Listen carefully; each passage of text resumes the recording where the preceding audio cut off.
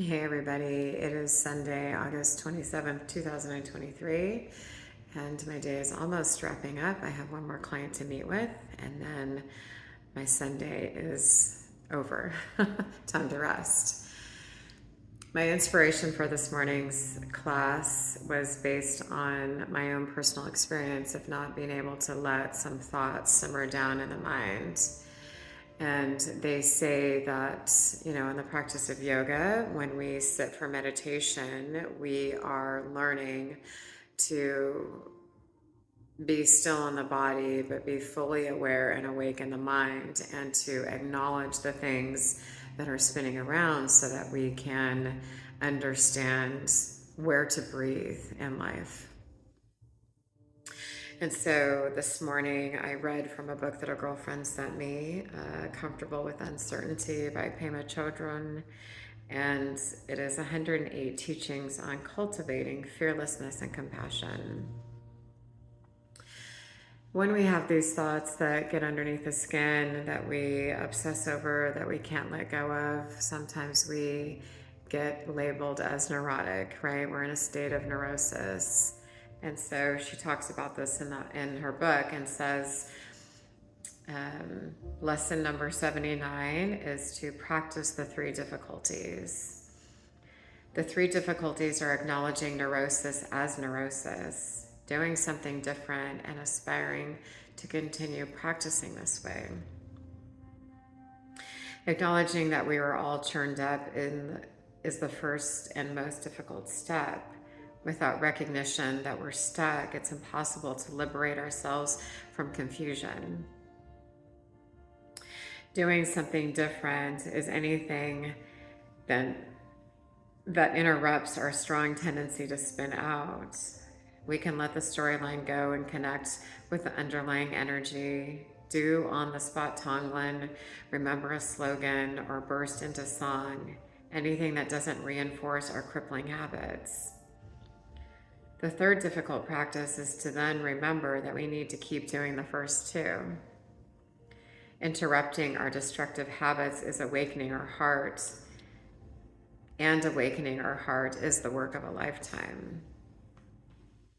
And they say that the practice of yoga should carry you throughout your life, that it is this process of unraveling all the opinions, the judgments, the cords tied to others, and all the things that really are weighing us down from showing up in our authentic self. So she carries on to say, in essence, the practice is always the same.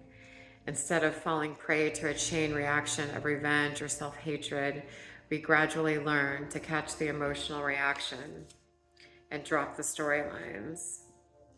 Then we feel the bodily sensation completely. One way of doing this is to breathe it into the heart by acknowledging the emotion, dropping whatever story we were telling ourselves about it, and feeling the energy of the moment. We cultivate Maitri and compassion for ourselves. Then we could recognize that there are millions who are feeling the way that we do and breathe in the emotion for all of us, with the wish that we all will be free of confusion and limiting habitual reactions. We can then recognize our own confusion with compassion. We can extend that compassion to others who are equally confused. And in this step of widening the circle of compassion lies the magic of bodhicitta training.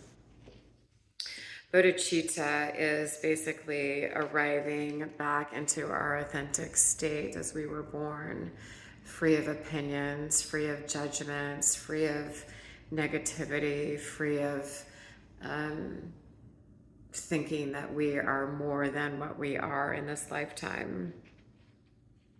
Having compassion for others, learning to cultivate that back into our daily lives. So instead of judging somebody for something that they've done, to actually find understanding and compassion for the situation that they're in. I was having a conversation with a friend this morning, and I was saying that I was trying to be grateful for today.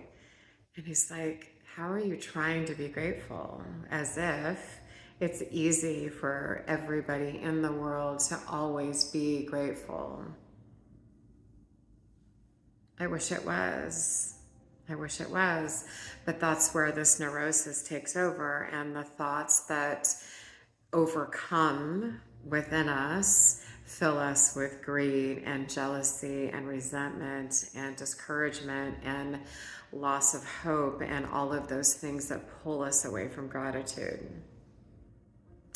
And so lesson number 106 is heightened neurosis, where she says, we might assume that as we train in bodhicitta, our habitual patterns will start to unwind, that day by day, month by month, we'll be more open-minded, more flexible, more of a warrior. But what actually happens with ongoing practice is that our patterns intensify. This is called heightened neurosis. It just happens. We catch the sense of groundlessness, and despite our wishes to remain steady, open, and flexible, we hold on tight in very habitual ways. The Sanskrit term aparigraha is holding on or gripping, and the ego fights change, even if change is for the good. There's a grieving process that we go through emotionally when something changes in our lives, whether we recognize it or not.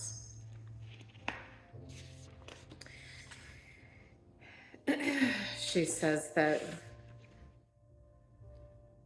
we try to use our spiritual training to avoid the queasy feeling in our gut, right?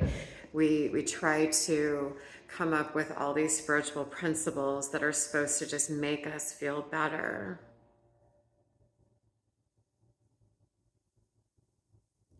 And they are tools, yes, absolutely they are, but the heart feels so intensely at times that whatever spiritual principle we're trying to wrap our head around, this neurosis is part of the process of learning to go through life.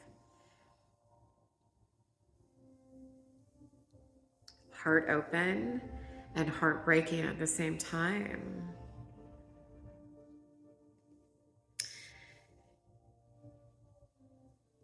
It's a practice. Life is a practice. Life is a journey. Life is a pathway.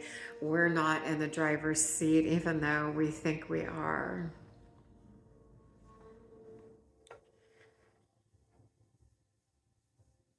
I get teary-eyed around this topic because if you only think that life is one way, you're sadly mistaken. It is full of evolving. It is full of change. It is full of impermanence. It is full of unsteadiness. And so we learn to be comfortable with uncertainty without spiritual bypassing and placing these rules that are supposed to just make life easier and to lessen the burden on ourselves. It's work. And so no matter where you are arriving in your space today, I hope that you can extend compassion to somebody that is hurting. I hope that you can soften the judgment around feeling that everybody should just be grateful.